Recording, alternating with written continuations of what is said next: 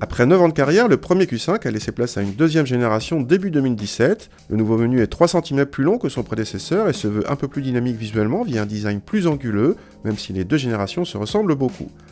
La gamme des motorisations comporte pour l'instant 4 diesels et un seul bloc essence, un 4 cylindres 2 litres de 252 chevaux. Celui-ci est obligatoirement associé à la transmission Quattro et la boîte double embrayage S-Tronic. La finition S-Line octroie des jantes de 19 pouces, mais nous avons droit à des roues de 20 pouces optionnelles. A l'intérieur, la planche de bord inédite intègre le Virtual Cockpit en série sur cette finition, ainsi que le MMI avec surface tactile au bas de la console centrale. La qualité de présentation est flatteuse dans l'ensemble, mais les plastiques sont durs dès qu'on passe sous les inserts décoratifs. A l'arrière, la banquette fractionnable et coulissante est optionnelle. L'habitabilité permet d'accueillir sans problème 2 grands adultes, mais la place centrale est franchement inconfortable. Le coffre atteint à peine les 500 cm3 selon nos mesures, ce qui le place devant celui du X3, mais derrière celui du GLC.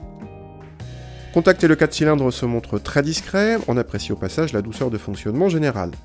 Le 2 litres reprend bien dès 2000 tours et se montre vaillant jusqu'à la zone rouge à 6500 tours. Les performances sont largement suffisantes et très proches de celles du Macan 2 litres de 252 chevaux également. Côté châssis, notre modèle avec suspension pilotée optionnelle savait distiller une bonne dose de confort en mode confort et devenait beaucoup plus dynamique dans le mode du même nom, 2 voitures différentes, du coup nous vous recommandons vivement cette option malgré ses 2000 €.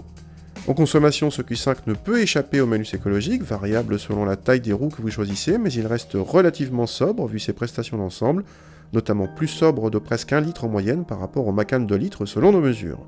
En tarif, le Q5 joue comme on pouvait s'y attendre dans la même cour que les X3 et GLC avec 50 000 € en prix d'appel sur cette version TFSI et presque 60 000 € pour notre modèle d'essai. Le Macan est lui aussi voisin en tarif, tout comme le Jaguar F-Pace. Le récent Stelvio d'Alfa Romeo se montre quant à lui un peu moins prétentieux.